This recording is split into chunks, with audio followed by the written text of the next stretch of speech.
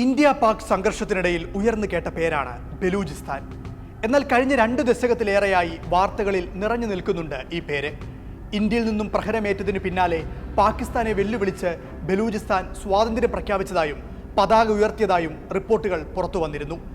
India പാകിസ്ഥാന് കനത്ത തിരിച്ചടി നൽകിക്കൊണ്ടിരുന്ന അവസരത്തിൽ മാച്ച് പ്രദേശത്തെ ഷോർകന്ദറിൽ ബലൂച്ച് ലിബറേഷൻ ആർമിയുടെ special tactical operation squad Pak സൈനിക വാഹന വ്യൂഹത്തിന് നേരെ ഒരു റിമോട്ട് നിയന്ത്രിത IED ആക്രമണം നടത്തിയിരുന്നു.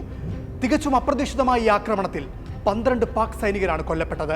കെച്ച് മേഖലയിൽ പാക് സൈനികർക്ക് നേരെ നടന്ന മറ്റൊരു ആക്രമണത്തിന്റെ ഉത്തരവാദിത്വവും ബലൂച്ച് ലിബറേഷൻ ആർമി ഏറ്റെടുത്തിരുന്നു. 2 മാസം മുൻപ് ജാഫർ എക്സ്പ്രസ് എന്ന പാസഞ്ചർ ട്രെയിൻ തട്ടിയെടുത്തും പാകിസ്ഥാനെ ഇവർ ഞെട്ടിച്ചു. എന്താണ് ബലൂചിസ്ഥാൻ? ആരാണ് ബലൂച്ച് ലിബറേഷൻ ആർമി?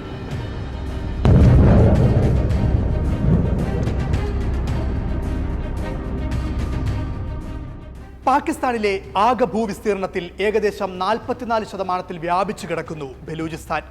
പാകിസ്ഥാനിലെ 4 പ്രവിശ്യകളിൽ ഏറ്റവും വലുതും ബലൂചിസ്ഥാനാണ്. പക്ഷേ ആകെ ജനസംഖ്യയുടെ 5% മാത്രമേ ഇവിടെ ജീവിക്കുന്നുള്ളൂ. പ്രധാനമായും ബലൂച്ച് സുന്നി ഗോത്ര സമൂഹം വസിക്കുന്ന ബലൂച്ച് മേഖല 3 രാജ്യങ്ങളിലായി പടർന്നു കിടക്കുന്നു. പടിഞ്ഞാറൻ മേഖല ഇറാനിലും ഒരു ഭാഗം പാകിസ്ഥാനിലും വടക്കൻ മേഖല അഫ്ഗാനിസ്ഥാനിലുമാണ്. അർദ്ധ മരുഭൂമിയെങ്കിലും ധാതു സമ്പത്താൽ സമൃദ്ധമാണ് ബലൂചിസ്ഥാൻ. പക്ഷേ അവികസിതവും നിരക്ഷരവുമാണ് ഇവിടം. പാകിസ്ഥാനിലെ ഏറ്റവും ഉയർന്ന മാതൃശിശു മരണനിരക്കും ദാരിദ്ര്യ നിരക്കും ഈ പ്രദേശത്താണ്. ബലൂചിസ്ഥാനിലെ സാമൂഹ്യ രാഷ്ട്രീയ സാമ്പത്തികാവസ്ഥയും ദുരന്തപൂർണമാണ്. പതിറ്റാണ്ടുകളായി പാക് അധികാരവർഗത്തിന്റെ അവഗണനയുടെയും കൊടിയ അക്രമങ്ങളുടെയും ഇരകളാണ് ഇവിടുത്തെ മനുഷ്യർ. കടുത്ത മനുഷ്യാവകാശ ലംഘനങ്ങളും ചൂഷണങ്ങളും ലൈംഗിക പീഡനങ്ങളും വരെയാണ് കാലങ്ങളായി ബലൂച്ച് ജനത നേരിടുന്നത്. സുയി ഗ്യാസ് ഫീൽഡുകൾ മുതൽ സ്വർണ്ണ ചെമ്പ് ഖനനം, മത്സ്യബന്ധനം, ഗ്വാദർ തുറമുഖം, അങ്ങനെ പാക് ഭരണകൂടത്തിന്റെ ബലൂചിസ്ഥാന് മേലുള്ള ചൂഷണങ്ങൾ നീളുന്നു. സമ്പത്തിന്റെയും വികസനത്തിന്റെയും വിതരണത്തിൽ ഇന്നും ക്രൂരമായി മാറ്റി നിർത്തപ്പെടുന്നു ഈ ഭൂമി. പാക് സേന ആയിരക്കണക്കിന് ബലൂച്ച് പ്രവർത്തകരെയും വിദ്യാർത്ഥികളെയും സ്ത്രീകളെയും തട്ടിക്കൊണ്ടുപോയിട്ടുണ്ട്. അതിൽ പലരും ക്രൂരമായി കൊല ചെയ്യപ്പെട്ടു. ചിലർ കൊടിയ ലൈംഗിക പീഡനങ്ങൾക്കിരയായി. നിരവധി മനുഷ്യരെക്കുറിച്ച് ഇന്നും ഒരു വിവരവുമില്ല. ആര്യാധിനിവേശത്തിന് മുമ്പ് തന്നെ ജനവാസമുള്ളതായി കണക്കാക്കപ്പെടുന്ന ഇടമാണ് ബലൂചിസ്ഥാൻ. ദ്രാവിഡരാണ് ഇവിടെ ജീവിച്ചിരുന്നതെന്ന് നിരവധി ചരിത്രകാരന്മാർ അഭിപ്രായപ്പെടുന്നു. അതിന് പ്രധാന കാരണം ബലൂചിസ്ഥാനിലെ പ്രധാന ഭാഷകൾ ഒന്നായിരുന്ന ബ്രഹൂയുമായി ദ്രാവിഡ ഭാഷകൾക്കുള്ള അതിശയിപ്പിക്കുന്ന സാമ്യമാണ്. നീ എന്ന വാക്ക് മലയാളത്തിൽ എന്ന പോലെ അതേ അർത്ഥത്തിൽ തന്നെ ബ്രഹൂയിലും ഉപയോഗിക്കുന്നുണ്ട്. ഇന്ന് എന്ന മലയാളം വാക്കിന് ഈനോ എന്നാണ് ബ്രഹൂയിൽ പറയുന്നത്. ബ എന്ന് ബ്രഹൂയിൽ പറഞ്ഞാൽ മലയാളത്തിൽ വാ എന്നാണ് അർത്ഥം. അങ്ങനെ നിരവധി സാമ്യങ്ങൾ. 18-ാം നൂറ്റാണ്ടിന്റെ മധ്യത്തോടെ നാസിർ ഖാൻ എന്ന നേതാവാണ് ബലൂചിസ്ഥാനിലെ ഗോത്ര വിഭാഗങ്ങളെ ഏകോപിപ്പിച്ച് 25,000 പേരുടെ സൈന്യമുണ്ടാക്കി ആ മേഖലയിൽ ആദ്യത്തെ ഭരണ സംവിധാനം രൂപീകരിച്ചതെന്ന് ബലൂച്ച് മിത്തോളജി പറയുന്നു. ബ്രിട്ടീഷ് ഭരണാധികാരികൾ 7 പ്രദേശങ്ങളിലായി ബലൂചിസ്ഥാനെ വിഭജിച്ച് അഫ്ഗാനിസ്ഥാനിലേക്കുള്ള പ്രവേശനം എളുപ്പമാക്കി.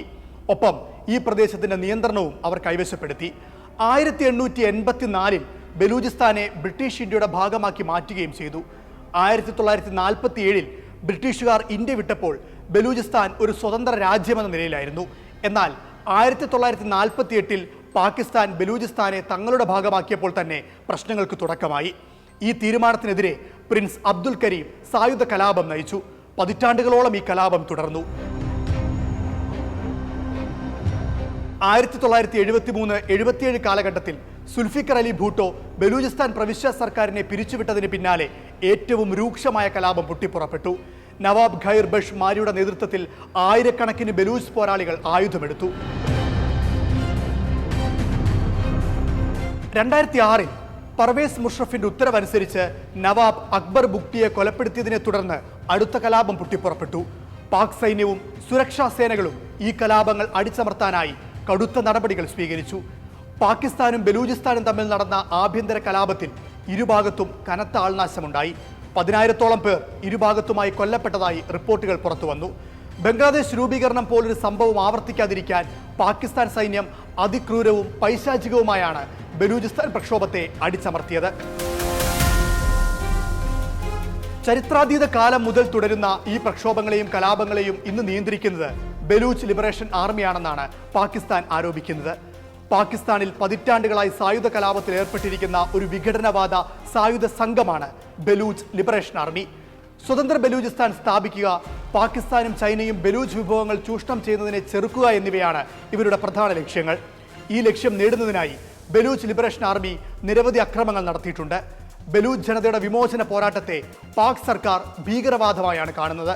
പാകിസ്ഥാനും മറ്റു പല രാജ്യങ്ങളും ബലൂച്ച് വിമോചന സേനയെ ഭീകര സംഘടനയായി പ്രഖ്യാപിച്ചിട്ടുണ്ടെങ്കിലും ഐക്യരാഷ്ട്രസഭ ഇത് അംഗീകരിച്ചിട്ടില്ല.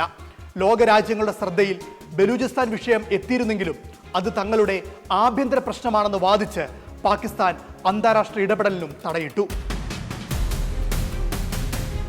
ഗ്വാദർ തുറമുഖം പോലെയുള്ള വലിയ പദ്ധതികൾ ബലൂചിസ്ഥാനിൽ നടപ്പിലാക്കപ്പെട്ടിട്ടുണ്ടെങ്കിലും അതിന്റെ ഗുണഫലം തങ്ങളിലേക്ക് എത്തുന്നില്ലെന്നും അവകാശങ്ങൾ ഹനിക്കപ്പെടുന്നു എന്നുമാണ് ബലൂച്ച് ജനതയുടെ ആരോപണം. ചൈനയുടെ സഹായത്തോടെ നടപ്പാക്കുന്ന CPEC പദ്ധതി അനധികൃതമായ രീതിയിൽ ഭൂമി കവർന്നതായും പരാതിയുണ്ട്.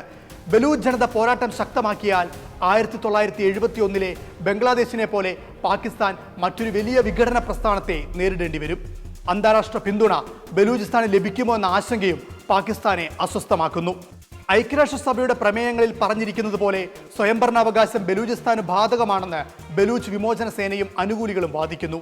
ബലൂച്ചുകളെ അടിച്ചമർത്താൻ പാകിസ്ഥാന് ചൈന സഹായം നൽകുന്ന ആരോപണങ്ങളും ശക്തമാണ്.